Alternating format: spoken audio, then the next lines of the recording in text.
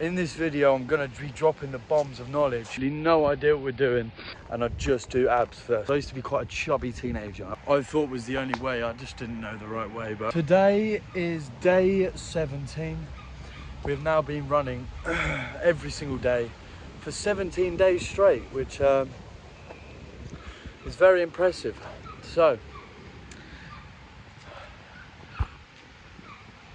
I wanted to touch in this video on, for the younger people watching, how you should really be going about getting into the gym, and the advice that I wish that I had heard when I was just a teenager getting into the gym, because I feel like most people go through the same process of joining a gym when they're in their teens, probably going with a few mates or just finding a few videos online, and it seems like such a basic thing to go to the gym and to do nutrition and exercise.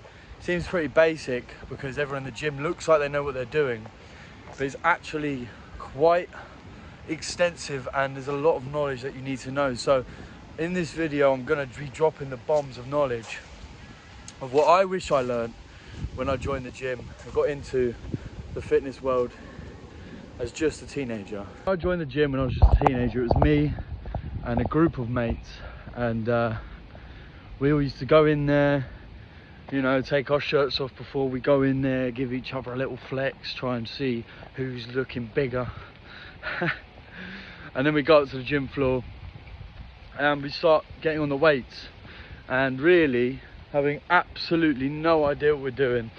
But there's always the more hench guy out of our mates that would be leading. We'd all go quite consistently, and there was only really one of us in our group, maybe two people, that was actually seeing quite good results.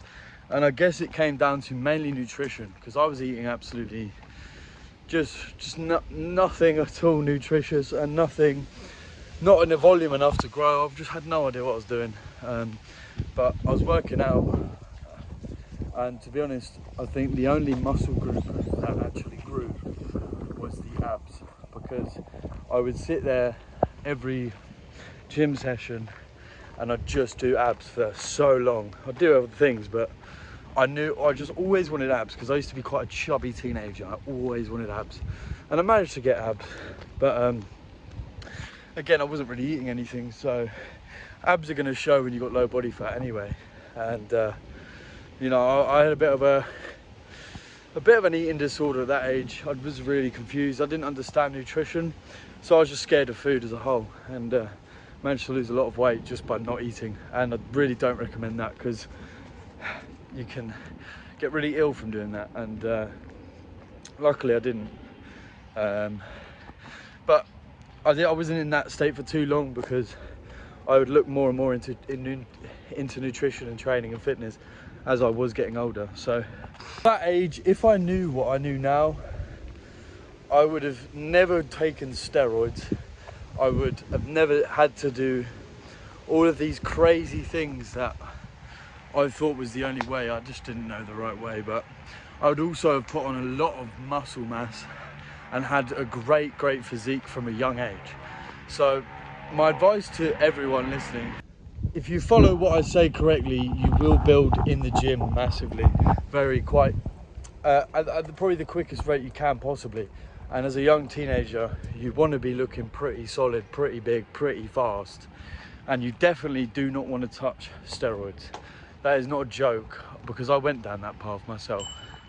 I've got another video where how to boost your testosterone naturally, and I suggest anyone watching this to go and watch that.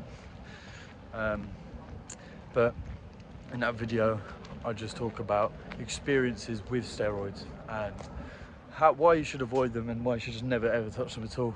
And if me just saying this now isn't convincing enough, go and watch that video, because it's going to save you years and years and years of harm. It's really not worth it. So let's get on to the stuff that you're actually wanting to watch. What is my advice? How can you grow as big as possible, as quick as possible, at a young age, as a teenager? The first thing you need to know is you don't actually need to start in the gym at all. I think actually you should learn with just some dumbbells and you should build a little bit of a base before you go to a gym, because as you will find out as you start to understand and learn and grow, pretty much most people in a public gym have no idea what they're doing. And the way that people are throwing weights around and using machines is just a joke. They're actually just, this is why I don't go to public gyms anymore, because they're just completely wasting my time. I'm just watching this idiot not have a clue what they're doing, and you can't educate these people. They don't want to know. I've tried, but they're just wasting my time. I could be on the machine myself doing the exercise in the right way, and they're just not going to grow. Like there's plenty of enough advice and information online of how to actually use the gym properly, and I'm sure there's plenty of people that are in the gym that will try and help these people, but no, they want to do it their way and they don't want to grow, and it's just a waste of money. So instead of complaining, I just left the gym. But start off with just some dumbbells and do cardio. Make sure you do cardio every single day.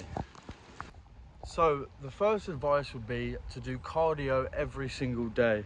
Now, you have to do cardio, and it's not about losing weight. Cardio is not about losing weight. Cardio is about warming up your body and also putting the blood in the right places, because your nutrients will only go to where the blood is.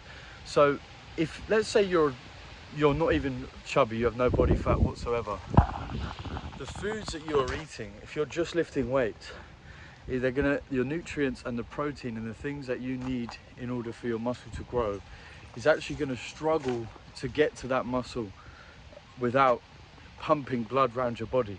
So you must do a minimum of 5 to 10 minutes of cardio every day. And if you're chubby and you're trying to lose weight, if you don't do cardio and if you just starve yourself, which is not going to work, because fat cells cannot be